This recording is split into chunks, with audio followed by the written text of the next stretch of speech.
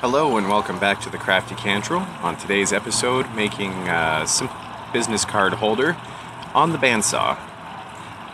This is entirely a freehand project, no real plans for it. Just using up some of the logs that are in the shop, cutting off a section to work with from this.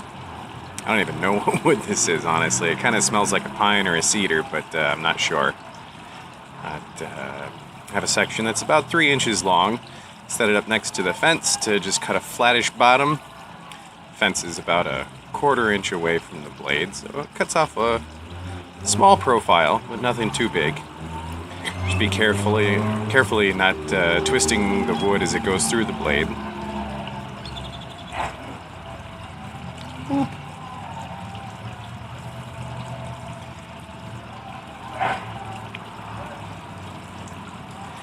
Didn't really think I had cut off quite enough, so making another pass through there.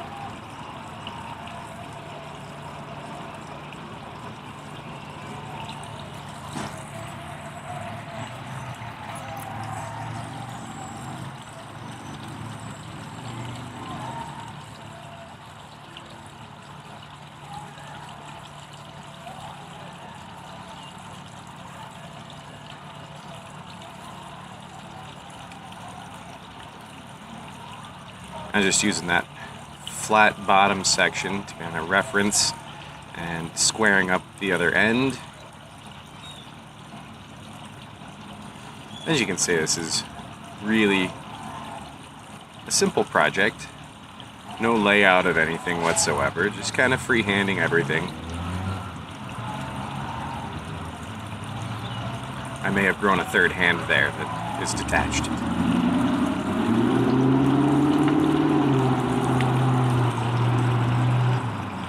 Or perhaps we're actually going to meet the other half of the Crafty Cantrell. Yes, she's crafty, and I'm Cantrell.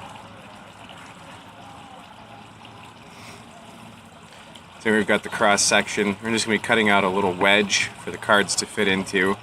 I just sketched in a rough shape, and I'll see how it looks. And it's just 2 straight cuts from the end of the pieces on the table endwise, and just cut in.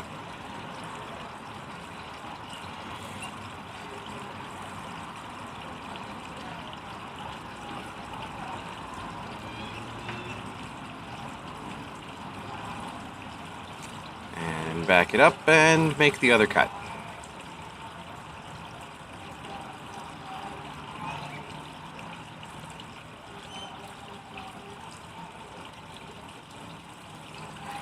I'm taking my time here to make sure that these cuts stay pretty straight.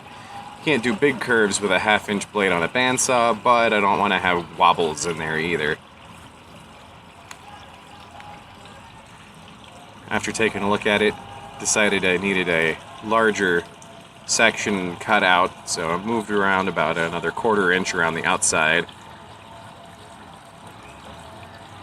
And made another cut.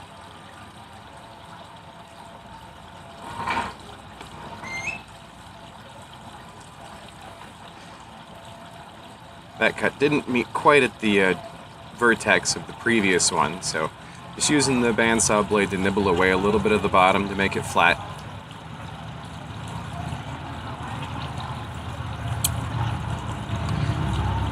And that's essentially all this is. Just a piece of log with a bottom flattened, wedge cut out to hold the business cards. Looks better actually from the other side, in my opinion. We've got a bare side and a barky side. Angles are what they are. Whatever suits you best, however you like to do it.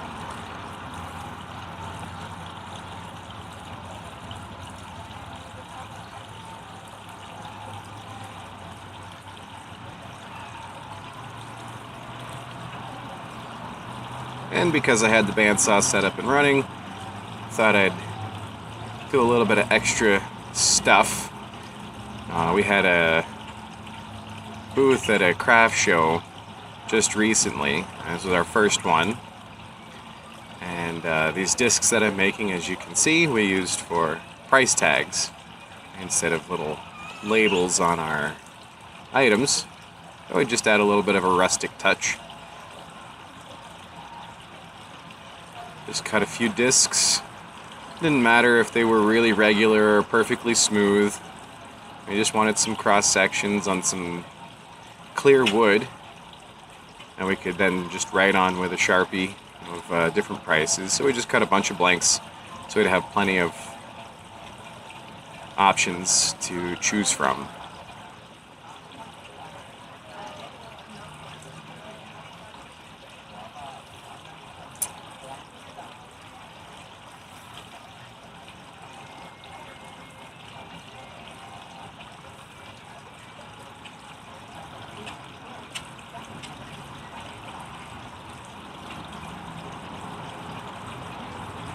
I do love the bandsaw for this kind of work just because it is not so restricted as a table saw. And these, doing this kind of a cut would not be possible on a table saw.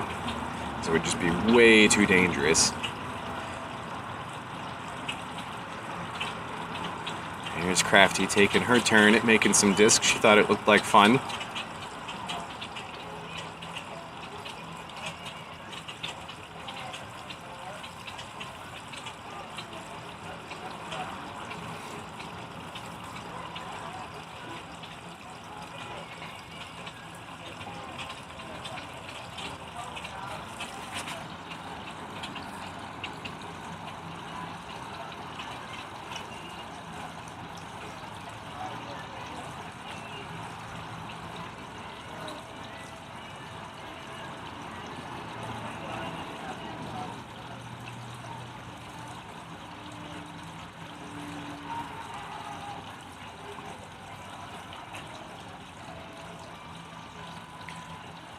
I turned off the audio for all of the actual shop work. My bandsaw is incredibly loud because I need to replace my bearings.